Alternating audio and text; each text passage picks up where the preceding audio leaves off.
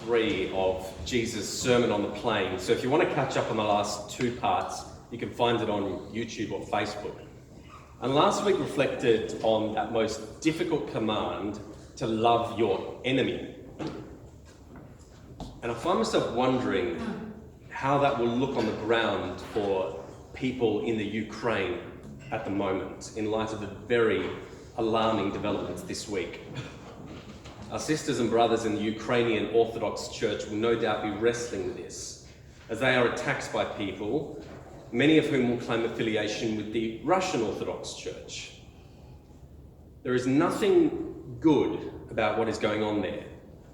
And all I can do here is pray that the hearts of those who dream of conquest will be filled with a hatred for the damage and evil they will inevitably bring forth. And pray for comfort and strength for the Ukrainian people as they rightly defend themselves.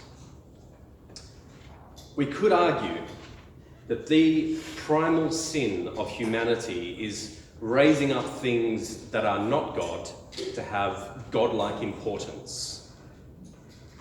And I fear that pride and worship of one's nation state is one of the easiest idolatries to fall into, and one of the most far-reaching in destructive consequences. So the enemies are really laid bare to each other at the moment.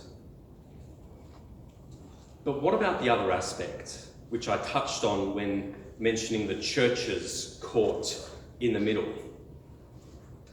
And that, rather conveniently, is some of the focus of Jesus' teaching today, which is moved on in the discourse from loving enemies towards loving our sisters and brothers in the community of faith.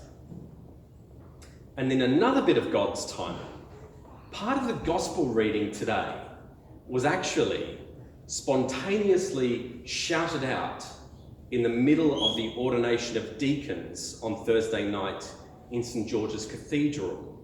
Specifically, the line to "take the log out of your own eyes," spontaneously shouted out. Now, this was a public service, and the Archbishop published a letter in advance of the service which foresaw what would happen. So what I'm about to say isn't confidential. But on Thursday, in an exceedingly rare occurrence, there was a challenge to the ordination.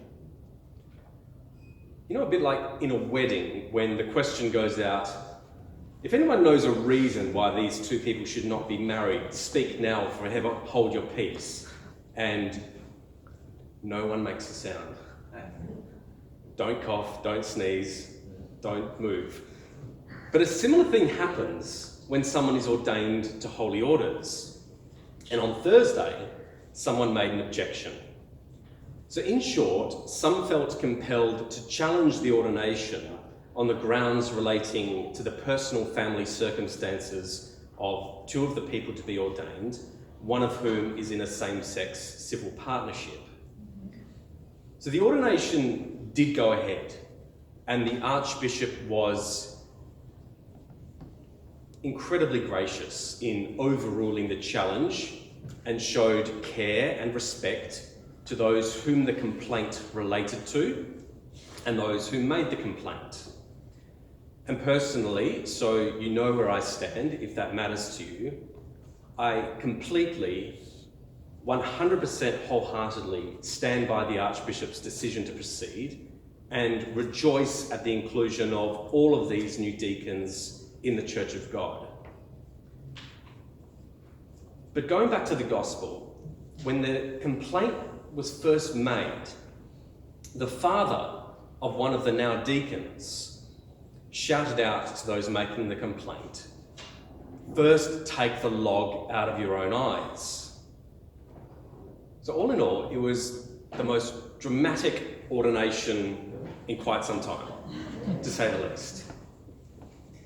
The point is, it brought to light a significant point of difference that is held faithfully between the people of God in this diocese, and raised issues of how we navigate that, keeping in mind we've all got logs in our own eyes, and no doubt we can all find specks in each other's eyes, so to speak. So there are two aspects to this that I want to focus on. The first being the comment that we all have logs in our eyes, or to put it plainly, we've all got faults. Do you know what they are, though? Do you know what your faults are? Do you have a reasonable understanding of your own inner workings? Why some things anger or upset you whilst they don't others? Why you have particular sensitivities? Why you are closed off and cold at times? Why you seize upon particular issues or behaviours and not others? Why some things stir up fear or anxiety prior to any reasoned thought? Or why you are too laissez-faire or judgmental or self-righteous? Are you even willing to name your faults, or do you struggle with that? I try to be broad there in highlighting various things, but of course I have my own biases, which will influence what is named or left unnamed. Now, the comforting, very comforting, good news is that Jesus assumes in his teaching that his followers will have logs in their eyes. And this does not preclude them from taking hold of their identity as children of God and being disciples. But being in the practice of self-awareness and correction, here comes my 3-year-old boy.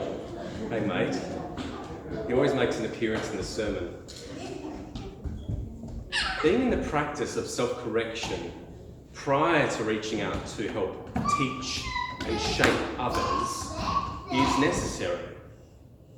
Our care and compassion for others is to have some grounding in a care and compassion for ourselves, even accounting for our faults. So how do we do that? Well, getting a good therapist isn't a bad idea at all, I've got to say, but exploring our Christian tradition, our school of wisdom and experience, has a huge amount to offer. Spending time with Jesus, as disclosed in our sacred texts, is a formative thing to do. Giving time to prayer and allowing the Holy Spirit to speak to you through the Bible will change you. Please God for the better. But God really does use it to sink into your being, which then grants a narrative framework and symbols and images and stories, songs and poems, which become a part of the language you speak, the language you hear. How it shapes how you view the world and relate to the God who created, redeemed and sanctifies us, and also informs our values, of course. It's a lengthy process, one which is ever ongoing, and in a messy world, we're even going to end up in different places with different perspectives. But being open to that self-awareness is a godly thing to do, and not just for our own sake, but for the sake of others. Which brings me to the other side of the coin, noticing the speck in each other's eye. So on the one hand, as Christians, of course, we do have an ethical framework. It's not free-for-all.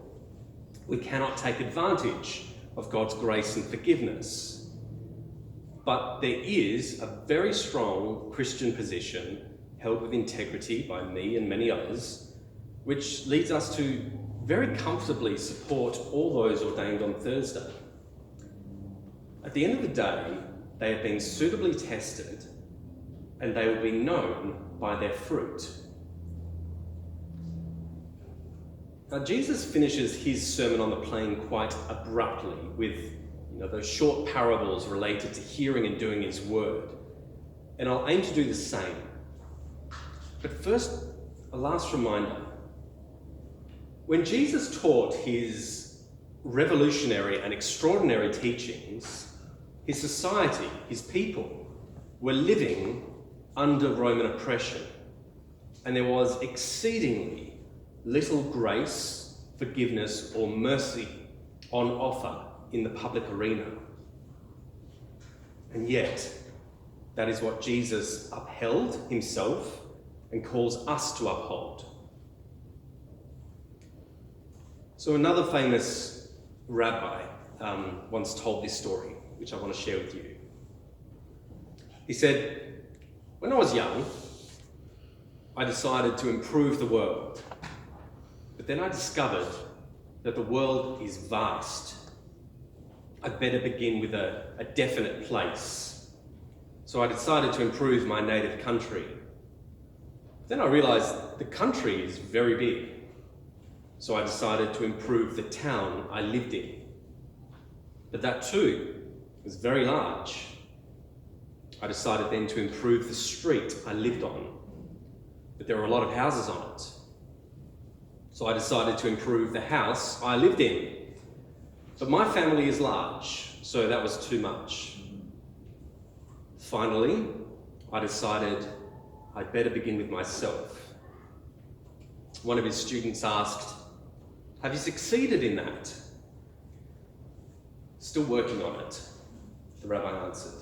"Still working on it." But may it be so for all of us, that by the inspiration of the Holy Spirit we may be fruitful disciples of Jesus to the glory of God the Father. Amen.